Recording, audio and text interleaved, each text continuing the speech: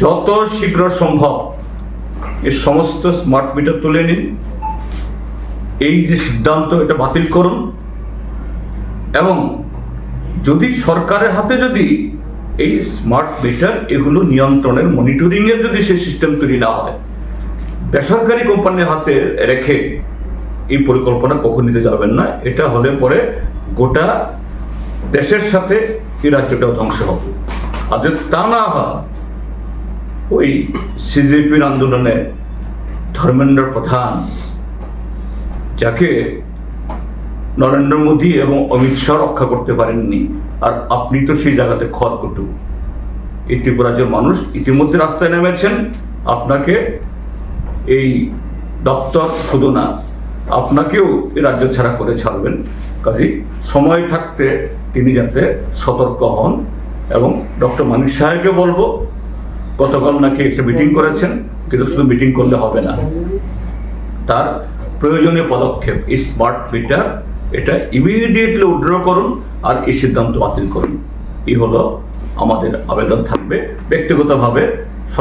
ত্রিপুরা যে শুধু আজকের যে বিদ্যুৎ মন্ত্রী মাননীয় রতনলাল নাথ মহোদয়ের সময় থেকে নয়, ত্রিপুরা রাজ্যের এই যে বিদ্যুৎ ব্যবস্থা, এটাকে ধ্বংস করার জন্য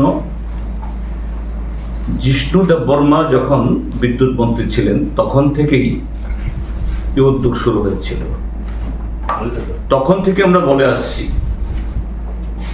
এই যে প্রাইভেট কোম্পানির কাছে আমাদের যে বিদ্যুতের ডিভিশনগুলো তুলে দেওয়া, 5টা ডিভিশন তুলে দেওয়া হয়েছিল এবং তাদের লক্ষ্য ছিল এরকম প্রথম 5টা, পরবর্তী সময়তে আরো বিভিন্ন ধাপে পুরো বিদ্যুৎ যে ডিস্ট্রিবিউশন, বিতরণ ব্যবস্থাটাই প্রাইভেট হাতে তুলে দিয়ে সেখানে যে জনগণদের উপর বোঝা চাপিয়ে দিয়ে এই প্রাইভেট কোম্পানিকে পাইয়ে দেওয়া আর বকলমে নিজেদের আখের গুছিয়ে নেওয়া। এবং এটাই হয়েছে। সরকার যখন দেখলো তাদের এই পরিকল্পনা এটা জনগণ গ্রহণ করছে না এবং ত্রিপুরার বিদ্যুৎ ব্যবস্থা আরো খারাপের দিকে চলে যাচ্ছে, এতে বিদ্রোহ হবে, তখন আর দ্বিতীয় ধাপে এটা করতে সাহস করেনি। আর সে কোম্পানিগুলো সরকারের সহমতি, তাদের সাথে সলা পরামর্শ বা বোঝাপড়াতেই 150 কোটি টাকার উপরে জনগণ থেকে তুলে নিয়ে পালিয়ে গেছে না, পালাতে দেওয়া হয়েছে। এখন রতনবাবুর কাছে দায়িত্ব। রতনবাবু যিনি শিক্ষামন্ত্রী ছিলেন, শিক্ষাকে 12টা বাজিয়েছেন। এখন বিদ্যুৎ, তারপরে তার সাথে এই কৃষি, তিনি এই বিদ্যুৎকে আরো 12টা বাজাচ্ছেন। কৃষিকেও এখন ওই পাম অয়েল, এই পাম গাছ লাগানোর নামে সেখানে ত্রিপুরা রাজ্যের এই সমস্ত সরকারি বেসরকারি জমি, এটাও এক শ্রেণীর এরকম জমির দালাল এদের কাছে তুলে দেওয়ার অবস্থা করছেন।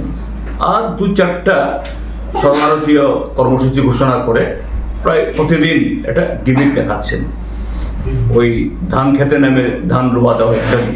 কিন্তু আসলে ত্রিপুরার যে কৃষকদের যা প্রয়োজন, এটা নিয়ে তার কোনো পরিকল্পনাও নেই, করার ক্ষমতাও নেই।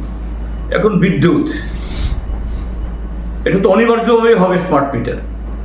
এই স্মার্ট মিটার তার নিয়ন্ত্রণ সরকারের হাতে নেই। কার হাতে? গোটা দেশেই আদানিদের হাতে। অর্থাৎ আদানি ঠিক করবে বিদ্যুতের তার চার্জ কি হবে, কি কোন কোম্পানির মিটার লাগবে এবং কিভাবে। এখানে সরকারের হাতে কোনো ঘটনা নেই।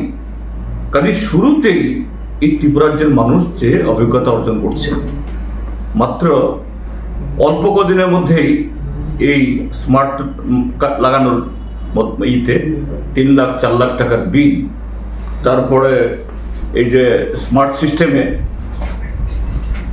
এই মোবাইল ফোনের সিমের মতো এরকম 500,000 টাকা ভরে, সেখানে যে ইউনিট কস্ট এমন জায়গায় চলে গেছে, তো স্বাভাবিকভাবেই রাজ্যের মানুষ বিক্ষুব্ধ হবেন, রাস্তায় নেমে আসবেন, এবং শাসক দলের ভিতরেও আজকে এই বিদ্রোহ শুরু হয়েছে।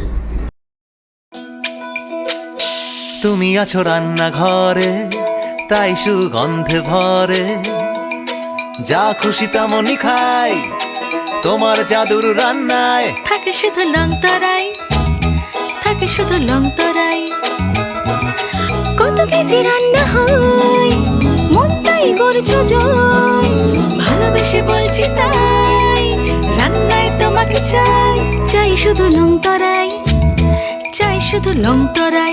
লং তরাই গুঁড়ো মশলা, রান্নায় তোমাকে চাই, চাই শুধু লং তরাই।